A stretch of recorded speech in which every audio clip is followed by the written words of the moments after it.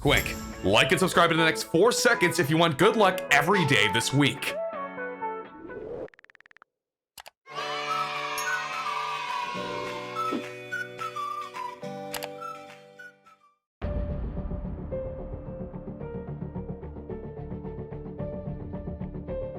Taking home that #1 spot, $50,000, the clout that comes along with it, the title of FNCS champion, and the Axe of Champions that they will be able to hold for the remainder of the season until the next FNCS.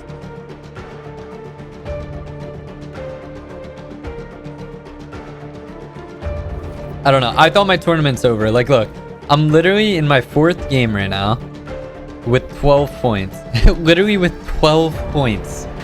No mobility. 0. Nothing.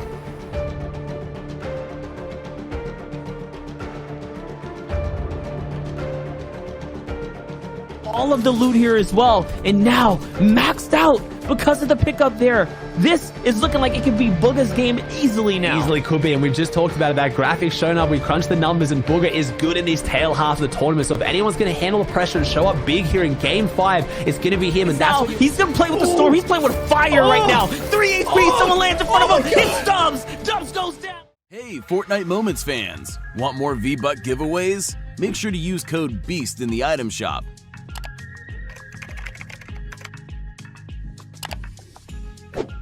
And we'll continue to give out redemption codes just like this. Don't forget to like, subscribe, and turn on post notifications so you don't miss out. I'm also looking at players like Stretch and Bugha. I talked about it yesterday when Stretch played his heat. He had really struggled games when they went north. As soon as Zone started to pull south, he had some huge games. So we could see someone jump up out of nowhere who isn't a nobody. It's crazy how some of the biggest names of this finals aren't up there on the leaderboard, but they could be at any time. A 10 elimination win is 25 points. That is over half the person who's in first place right now. So some of those people who are a little bit lower on the leaderboard could come back at any time. That's right. They can break their way into top 10 like you saw in the previous game. How it just happened like that. A 20-point swing is available to any one of our competitors, especially the veterans that have done it before on the biggest stages. And that's what leads us to the question, what is going to be shaping up right now? How is this going to all play out? Will Coop in class and the others at the top, like except Blake, Crunchy, DeRoller, be able to hold their leads? If they do, that's it. That's going to be the run. If they cannot, all of a sudden we are going to have a very interesting last and final game. This is game 5, ladies and gents, and we're looking at Skittles right now. It looks like there's a little bit of a fight down here. Yeah, and I think that player does have the Shockwave launcher, right? I saw that Shockwave launcher coming out, and that probably explains why Skittles is going so aggressive for this fight. Yes, he does have it, so Skittles wants this. He knows a player using rockets like that to disengage means they're weak. If he can chase this player down and get his hands on that Shockwave launcher, that's his potential for those 20-point games. That's his way to get back into this tournament. He's 28 points, not doing poorly, but a big game here will jump him up so high, and this player doesn't realize he's chased it. He doesn't think he's chased this hard. He thinks he's safe. He's stopping. He's eating things off the ground. He goes down. It's XNB. It's the banana specialist himself falling, and Skittles gets the elimination, and he's going to get his hands on that caddy loot.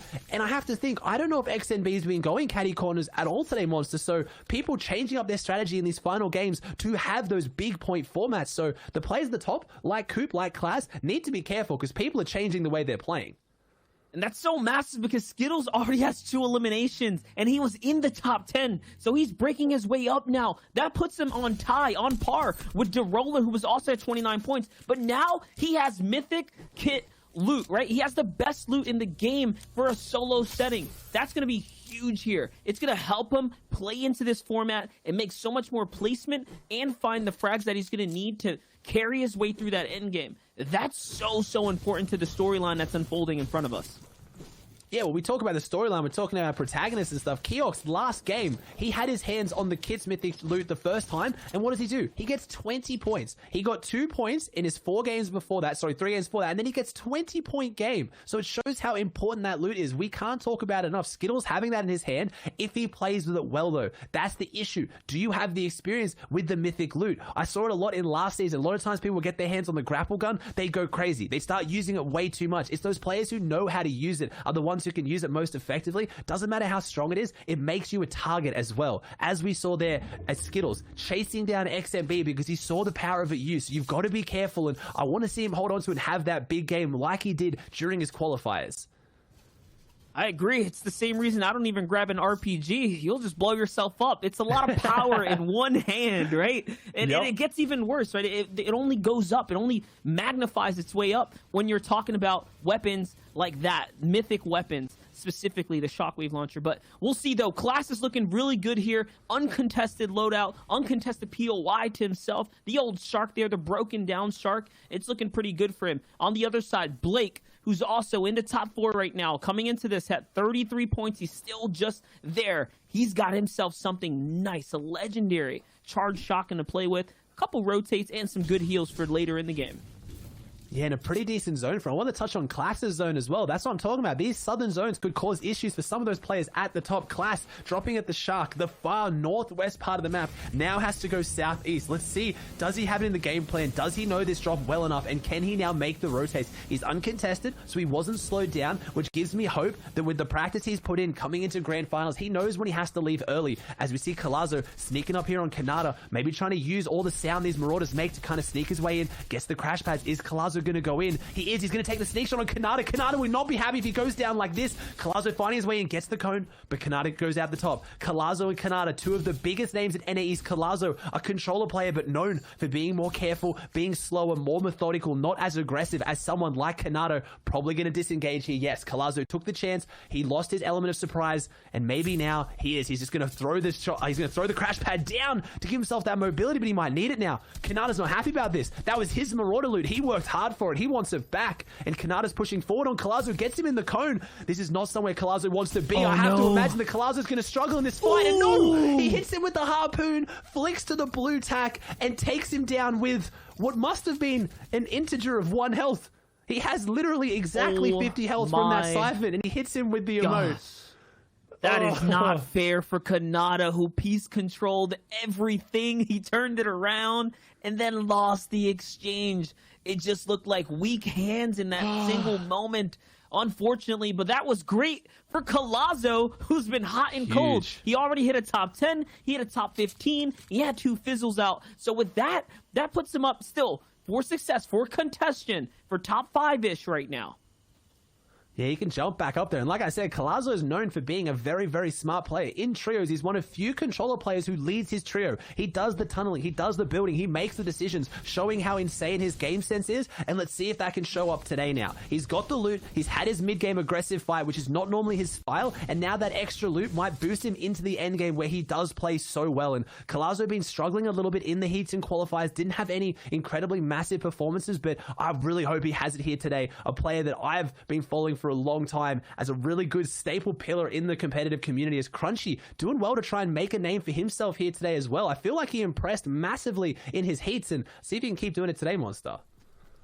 That's right. He's up there. He's in the top 5 right now. He's got 8 floppers too. We'll be keeping a close eye on him. On the other side, though, it's Accept, who's also looking pretty good loadout-wise, but the medium bullets a bit low. He's in a dangerous situation now to take any kind of fights if he cannot convert on them, because he'll find himself with nothing to take it into the late game. Berserker in the feed, though, is going to light up Bucky, and Bucky's going to fall, not finding his footing out of the Frenzy Farms. It seems like the hot and cold landing spots for him are not doing too hot.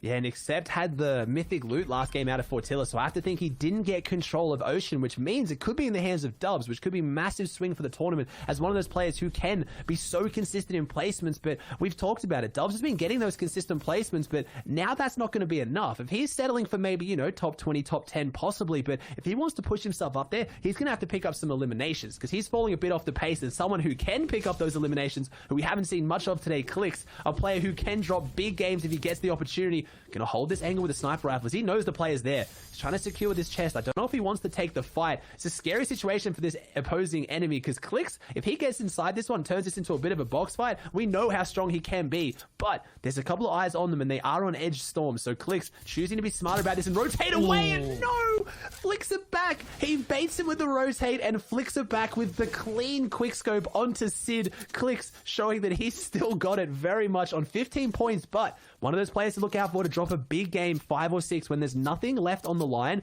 I expect Clicks to go ham, and it's going to pay off in a big way, or he'll drop down even further. If there's any time to do it, it's now in game number 5. And Sid was in 15th place coming into this competition, coming into this game here. So that's a big drop-off for him. We're going to see him fall in the standings now that he can't accrue any more points. But players like Clicks, though, if he turns online now, there still is an opportunity, still is a chance to fight for the big prizing that's on the line here. Time to rotate now, though. This is going to be a far south zone pool. Remember, we had the first 2 games favored downwards towards Weeping. This time around looks like it's going more towards the mountainous side, more towards Caddy's Corner, somewhere down there. And that's going to be some new terrain for these players to play into. And those are the hardest zones to stay consistent. If it goes up and down, we hear Sundown talk about it all the time. Old Man Mountain will take his toll. If they don't have launch pads, if they don't have maybe one of those 2 mythic items with incredible mobility, it's really hard. You get pushed down the mountain a little bit and then the zone goes straight back up it. You've got to scramble and fight your way back up with a lot of people. So we could see a very interesting zone and endgame where some of those players like Coop and Class are going to have to really show off their consistency here. That is right. And even on this rotate here, Clicks is not getting it done for free. There's multiple players here that are looking to fight right now. Not sure why, possibly because of Storm Surge that is active now. Players need their tags, and it doesn't matter. You stop in here to fight with Clicks. He's going to give it to you, and he's going to do it right there. He did it with the sniper again. This is the second time now he's landed this big bull action shot that he needs. On the other side, it's Too Fishy, one of the hottest up-and-coming players, one of the hottest players on this scene right now, who's been not too hot today, specifically. Unfortunately, not really finding what he needs. On the other side, though, P-God, he was off to a very strong, consistent start, and he's had a bad game in the recent ones. Yeah, and I have to mention how on brand it is that every time we turn into the Peruvian P-God, he's always got the pepper popped. Me and Sundown were messing around with it yesterday with some tongue twisters, but it honestly seems to be his game plan, and it lets him aggressively push forward with speed into fights like this onto Vivify, someone we've unfortunately seen on the feed quite a lot today on the stream, unfortunately at the back end of getting eliminated. P-God trying to get his way back into this one. And just a few elims will break him right into top 10, so let's not forget that he's been doing just enough. As you see, he gets tagged pretty hard there, but I think he's going to be A-okay. On the other side here is D-Roller, sitting up on high ground right now. And this is what I mentioned, the zone pulling southeast is going to really favor into this mountainous terrain, this sketchy place to kind of rotate through. It only gets harder and harder if you're late on the rotates. The players that situate up first are going to have such an advantageous position over the remaining players in the lobby, and it's going to be that much harder to move on out, especially for players like D-Roller who don't have a launch pad, but at least he does have a crash pad. Could be a fight, though, for him to take. He's someone behind the wall there. The Storm Surge one above, and it's active right now. I think it must be just one above, and yeah, he is. He's gonna have to push towards Daxor maybe to get some tags off. As we can see, Daxor not doing too hot today, 7 points. I was gonna say maybe the hope for the E11 back-to-back on 2 major regions, but unfortunately I don't think so today. But Daxor needs to win this one as D-Roller's gonna push around the side. We know he's going aggressive, and we know why. He needs his Storm Surge tags. If you aren't a big fan of competitive Fortnite, you don't follow it. Storm Surge is basically the threshold that D-Roller needs to get above. He needs to get damage above that threshold so that he doesn't start taking 25 damage every 10 seconds, and that's why he's going aggressive. It's why me and Monster were saying how good of a position he was in, and it changed so quickly, and that's why Storm Surge is in the game. It pressures those players so they can't play too passive. You need to have these interactions. You need to have engagements. You need to take fights. You can't just sit back and rest on what you have. As Daxor identifies this, now knows how weak he is, and I think he's going to push forward and punish this one. He has the SMG in the hand, and he also has the 2 crash pads.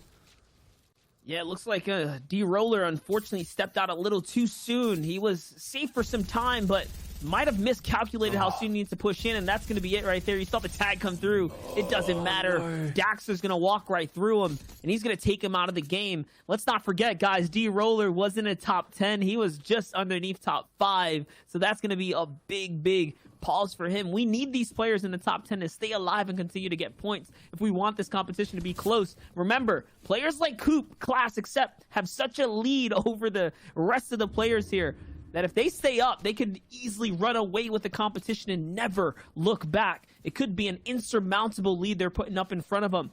Here's Blake, though, someone who is in striking distance of the top 3. making a very scary rotate across the open waters here. There's even sharks nearby, so he's got to be super careful as the shots are coming in from all the players situated up on the mountain now. And if you missed it, Blake put up a 20-point game in the first game of today. So he's someone who's around that point with Cooper and Class, who's proven that he can get the win, much like D-Roller. So those are the players you got to keep eyes on. They've proven they can do it. And he did it without ridiculous loot as well. So Blake now, with only 1 mini though, is a situation that you guys know that I love. He needs a fight and he needs elimination, and he gets absolutely destroyed here. Taken down to 11 health. He's going to be up to an effective, 36 health if my math is correct after that mini, which he's going to need a no. He falls, and it was Aspect. I believe maybe it was Aspect that lit him up. We can't see. It was someone lit him up, and Aspect maybe finishes it off, and that's a really, really tough way to go for Blake. And I talked about it earlier. He got headshot sniped in game 2. These are the ones that you need to mentally reset and come back from. You need to try and figure out what went wrong and try to figure it out without just getting too upset, because you still got 1 game ahead of you, and we talked about the prize money. There is a lot on the line today. You can't give up now. You need to close out strong. That's right. You need to hold that mentality of a champion, as Reverse 2K would put it.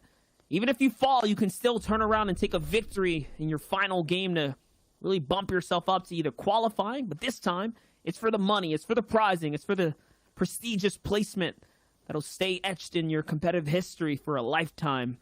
On the other side, though, Dubs, consistent, slow, methodical, still breaking and inching his way through new territory here with the placement points that he's been earning. He's at 28 right now. Not too bad, but not quite enough to be in the top 10. Not just yet. P-God's going to find clicks in the feed there. That's massive for P-God. Always turn it online in these mid-games. Not afraid to take a fight. Doesn't matter who you are. Dubs, I like the choice here of Dubs with the peppers. Like, it's a good position to be in. We've talked about the mounds around this area. It's going a little bit more towards Misty, so not too much verticality, but the peppers are really good for making your way up those hills rather than the crash pads where quite often you get stuck under all the builds above you. Dubs also has the launch pad, and no surprise there, Bugha in a beautiful high ground power position with sight lines over the whole lobby as Dubs does get that elimination onto Lunez. So he's got 1 on the board now, and he's looking really, really good. 29 points. Can he jump his way up in there, or can he do the slow and methodical as we see Kaz over in the corner, someone who I was hyping up a lot, dropped back down into just outside top 10, but he can do this with an average placement so far of around 30th, so he's doing well this game. Just got to keep pushing forward and get into it as we still have 64 alive, Monster. NA East is not speeding up at all. The leaderboard is speeding up, but the players are still playing their slow, methodical game that they know how. And you can't blame him. Players like Coop who just want to wait for opportunity to land on him. And yes, he is going to find one. Jelty off in the distance there is going to be the player he knocks out of the competition now, sending him back to the lobby, only to queue up for their final game coming up. This is game number 5, ladies and gentlemen, the NA East Grand Finals of the FNCS Solos division. There's $500,000 on the line, so you can imagine the pressure is at an all-time high, even for players like Bugha, who have taken the first place on the biggest stages across the world. And during this FNCS, Bugha has averaged more than 7 points per game in his final 3 games, so he is looking to swing his way up. He is looking to stay in the competition and show that he can place another high-placing spot in a solos comp. Yeah, showing he does. He has that mental fortitude. Obviously, Bugha proven he's a champion on the day of days, won the Solo World Cup, but it was a different story. He jumped out with that massive lead and just had to hold on to it. Did not lose his first place since first game, but showing here as a competitive player, he has progressed even more to be able to close out those tournaments that don't start so strong, and looking to do so here. Drops down with the green tack, and he does. He takes down Cody. A big elimination there. Bugha and Cody also actually used to be teammates too, so maybe a bit of love lost there between Cody and Bugha as he gets that big elimination. And he's back up to 75 builds now, 6 crash pads and the launch pad. And that's 1 extra player that's now taken out away from him, around him. So he's conditioned this area and now has an even cleaner rotate with not as many people around him as he pulls a pretty difficult half-half, but not too bad of a one here, Monster.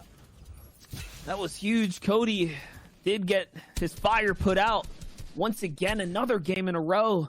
He was doing well at the start, but hit that mid-game wall like we talk about, that mid-competition wall that can happen to anyone regardless of how good. Bugha, though, is on the crash pad. He's not slowing down, not at all right now, as he's going to position himself up on a nice great layer here. Bugha, one of the few people that actually look out before they crash pad. He treats it almost like a launch pad if you ever do any reveals. And this is going to be such a big elim for him. It's going to be on some rocks. Oh my gosh. The impact frag that he needs. He can actually gather up all of the loot here as well. And now maxed out because of the pickup there. This is looking like it could be Bugha's game easily now. It easily could be, and we've just talked about it. That graphic shown up, we crunched the numbers, and Bugha is good in this tail half of the tournament. So if anyone's going to handle the pressure and show up big here in Game 5, it's going to be him, and that's what you're watching if you've just tuned in. Game 5 of the NA East FNCS Grand Final. Monster just laid on the line. $500,000 is going to be given out in the next 2 games, and a few players need to jump up there right now. You're looking for Coop, you're looking for Class. They've got a decent lead on the rest of the tournament, but we've seen big point swings in the past. Someone can jump up and take their position and get into that top 2 spot. If they fall soon, it's going to be anyone's game for the taking, and that's what you want, a nice tight leaderboard at the top, because this one is going to be a nail biter, except we saw him have a great game last game, but that was with mythic loot in hand. He walked away with Fortilla with Ocean's loot. Can he do it now with 3 crash pads, 3 minis, and 2 green weaponry with just under 50 bills? It's not a bad loadout, but he's going to have to use it very wisely, as we see a nice water zone here. It's not deep water like you were used to last season, so these players can still build, they can still block all the shots, but it's very open sight lines. If Accept has to push across here, or those players have to push into him, there's no cover. They have to use their mats. There's no hills, no trees, no houses. It's just you and the opponent in front of you. He's going to go back forward again. He can see if he can try and make his way out of this one. It's going He's using another crazy here enemy's in crash pad. Remember, I was just going to say, let's not forget the fact that Accept is in the conversation right now for top 3 here, Ozzy. Yeah, he's definitely up there. He's got a good chance to try and jump up through this one if he can. Holding onto those crash pads, it's with plays like that where he reuses them and goes forward, takes down Zombie, and good thing he held onto those crash pads because now he needs them. Nice rotate onto front side. Ultimate low looking really good down there. Goes up a few layers. I see Calc on the backside with pressure on. I see a few people going for high ground. Bugha's there. We talked about him. He was in a decent position, but now he's fighting his way back in. Illis, we're shooting him as one of the biggest fighters in NA East. He can drop eliminations like anyone. He's going to start making his way through 2 crash pads. One about to come out, but no, he holds onto it till the last millisecond. He doesn't need it. He holds it there, zone goes back, and now he has that in the back pocket. This utility is everything for him right now. He has no shields. He has 100 health. Those crash pads are going to allow him to get into a box and get a refresh, and this is that. It's exactly what he's looking to do. He gets in there. The epic tax shotgun gets put to use, and he takes down Renan's, and now he gets the shield, and that's why you have to hold on to your utility. You need to run it for as long as you can. Wrigley on the high ground, but it's not very secure. He needs to be careful on how he plays that high ground monster. Never mind, he's going to keep pushing forward. The monster's just reconnecting back in. Hopefully we have him to run this end game, but it might just be you and me, but it's going to be exciting either way. Coop, someone I've been cheering on this whole time, on 50 points, gets another elimination onto COD Genesis. Coop is one of the best players with attack in hand in scrappy fights on backside, and that's what he's going to need to do. He needs to keep pushing it through. He needs to keep going and keep closing this one out if he can. And there's the RPG on high ground. It's not looking too good here. Wrigley's really going to be manipulating the lobby. That RPG is going to force everyone down the mountain. Players like Bugha have to probably come back over. He's all the way at the bottommost layer. But Wrigley taking a huge risk sitting way out in the top. We'll see how that's going to happen here. On the other side, though, focus on the bottom. Bugha trying to make his crossover now. And Coop as well. Coop still with a big lead here. 52 points. He's made it this far. That is ridiculous. He is only getting further and further away from the competition, Ozzy. He's jumping forward here with this one. 53 points on the board right now, and I don't see Class. Class is not in this one contesting it, so this is Coop's tournament. Can he have the huge game 5 and then have the breezy? I'm not entirely sure, but Wrigley, finally someone sees this high ground and makes a play for it, but Hypnos falls, and Wrigley goes deep into Storm. I think they both just went down on high ground. The power position is given up. Coop has to do something to keep pushing forward. 55 points on the board. Backside of Storm. He's in the top right of your screen. That's what you want to look at. He misses a couple of shots, but the movement gets him through.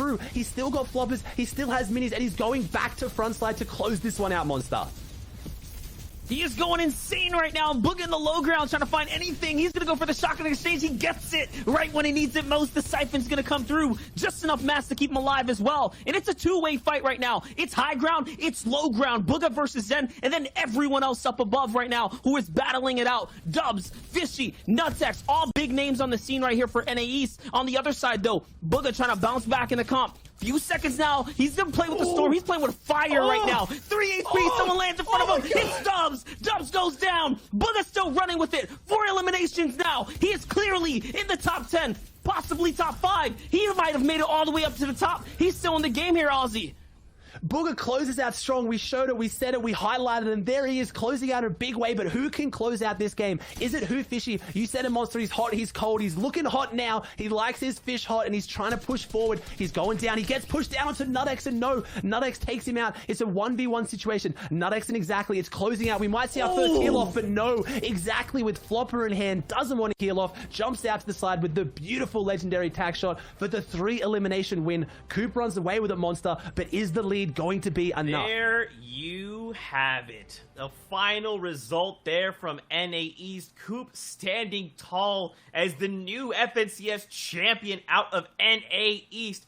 And of course, boys, we will break it all down. We'll take a look at the standings and see who else placed up in that top 5. But Sundown, this was absolutely an incredible day of so much action in Fortnite. There was so much action, and it all came down to those Game 5, those huge performances, but Coop stuck with it in terms of the consistency, and even though he went down, he was able to outlast. And one thing we saw particularly during Europe, when Tayson had such a huge lead, you had to go, but Class was only 6 points behind there at the end. There were still 17 players left when he ended up falling, so he could have made a run at it, but Coop will walk away with the champion. Can see Accept also well done, pushing up into the top 3. Bugha in 4th, Nanolite in 5th, Zentil in 6th, Owe Who Fishy in 7th. So Optimal Ambition going to be happy about today. Illest in 8th, 9th is Peagot in 10th. Will be Pure Skittles, both with 40 points. So Wait, holy shit. Wait, did I actually pop off? Oh my god. Bro.